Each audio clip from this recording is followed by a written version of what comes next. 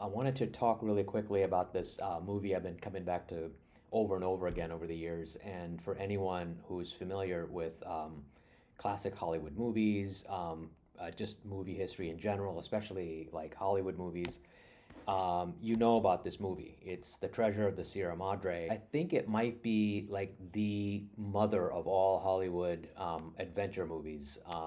It was made, I think, in 1948-ish. It won Best Picture that year. I believe John Huston, the director, won Best Director, and his father, Walter Huston, won the Supporting Actor Oscar. Um, I'm not 100% sure, but I think the screenplay also won, and I wanted to talk quickly about that screenplay because it is like impeccable. So yes, if you're a fan of classic Hollywood movies, specifically the adventure genre, if you love that kind of tough guy persona that Bogart played so well, this is the movie for you. If you've never seen it, I envy you. If you have seen it, you know exactly what I'm talking about. I think that Treasure kind of hits all the right notes at the right times over its 2 hour length. Just really quickly, it's about these two kind of down and out drifters in like a city in Mexico. It's not Mexico City, it's Tampico, which is some sort of like backwater town in Mexico where they're just sort of hanging out and no work. They're just bumming. And they are, trying to keep from getting scammed by local con artists well, they don't keep from getting scammed. They do get scammed by a guy early in the movie who hires them to work on putting together an oil rig and never pays them. But I don't want to give anything more of the plot away, more just kind of the bare basics. And so after they're kind of licking their wounds out after that incident, they happen upon a gold prospector, and that's the guy that Walter Houston plays. And Walter Houston is just perfect. He's a grizzled gold hunter, a veteran, hard-bitten guy. He talks about the allure of the hunt for gold and the seduction of gold, what it does to men who are desperate enough to go after it.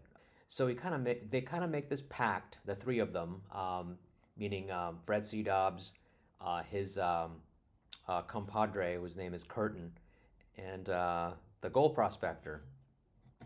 And they head out into the mountains where, after just like a lot of schlepping and complaining from these two guys, as the prospector leads them deeper into the hills, they do strike it. They do strike a load of gold. Now, okay, so that takes you really through the first part of the movie. The second part of the movie is where their conscience and their wills are tested, specifically Bogart's. And this is where the script gradually kind of builds a case for everything that Walter Houston's character warned about at the beginning. Um, One thing after another happens where the men begin to get more and more suspicious of each other's motives, especially Dobbs and Curtin, but Dobbs in particular, he's the more corruptible of the three.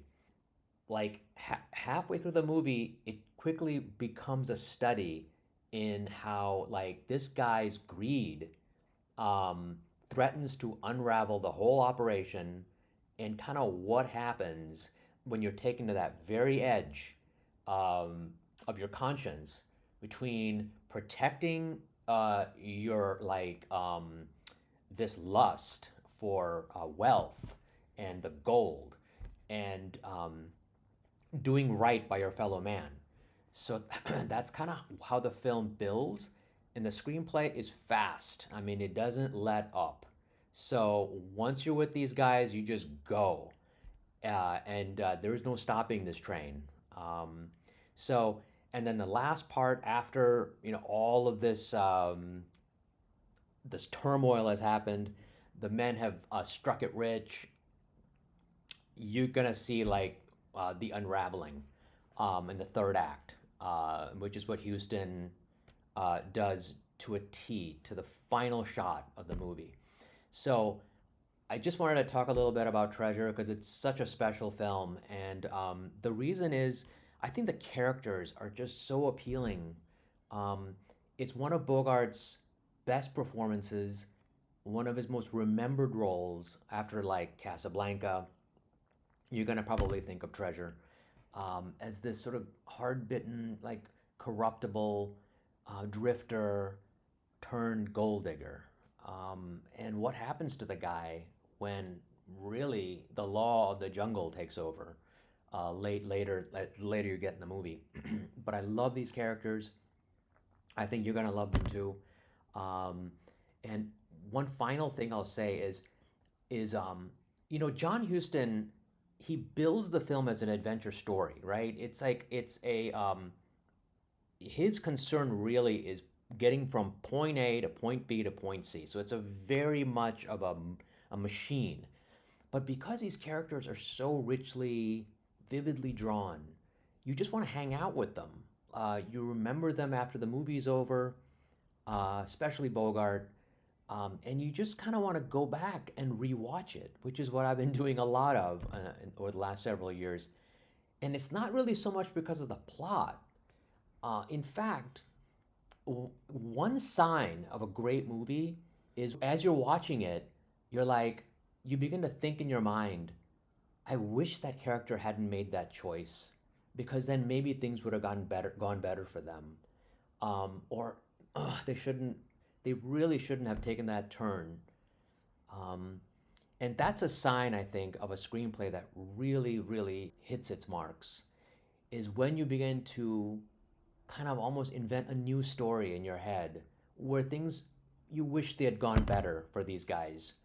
Um, so check out Treasure of the Sierra Madre. Lastly, it's the best hangout movie ever made. It might be one of the first great hangout movies, actually. Um, True, Houston keeps this thing humming, and after 30 minutes, it's just all plot as you're barreling through. But those first 20 or 30 minutes, man, you just wish the movie would just like stay there forever. Watching these two guys, Dobbs and Curtin, bumming it in Tampico, hanging out at the park, looking for a handout, getting their haircut, getting drinks at the tavern, or you see Bogart just like with every peso he gets, he's just trying to get the next meal. And you just kind of want to see where their lives would have ended up if none of this had happened. If for example, he had never won that little bit of extra money he gets at the beginning by winning like a piece of the lottery. But I won't say more than that. Kind of wish he'd never won that lottery in the beginning. Then you'd see just Fred Dobbs and Curtin doing their thing in Tampico. Please check this movie out if you haven't. And if you have, I would love to hear what you thought of it and carry a conversation on about the great movies, the movies that you keep coming back to, because this is one that I rewatch a lot. And I'd like to do more videos on movies that I keep coming back to. Maybe that's what makes them classics. So thanks, and I will see you next time. Bye.